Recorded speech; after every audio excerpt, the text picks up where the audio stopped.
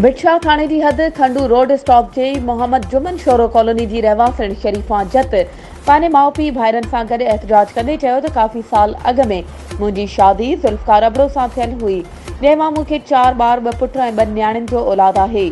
कुछ वक़्त पहिरियां मुंहिंजे घर वारे ज़ुल्फ़कार मूंखे तलाक ॾेई छॾी ऐं हुन ॿी शादी कई आहे ऐं मूं बि ॿिए हंधि परणो कयो आहे ऐं हाणोके मुंहिंजे घरवारे जो नालो अता मोहम्मद खोसो आहे।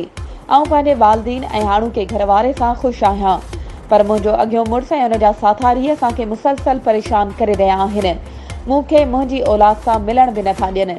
असां पुलिस स्टेशन भिटशा ते लिखत में दरख़्वास्त ॾिनी आहे, पर भिटशा पुलिस हुननि जे ख़िलाफ़ अञा ताईं को एक्शन नाहे वरितो। असां IG Sindh police DIG Hyderabad SSP Matiari खे अपील था करियूं त बाअसर माण्हुनि ख़िलाफ़ कानूनी कार्रवाई करे असां सां इंसाफ़ कयो वञे। हिन वीडियो खे लाइक करे असांजे चैनल खे सब्सक्राइब करियो ऐं हा, उन सां गॾु बेल आइकन खे प्रेस करणु न विसारिजो।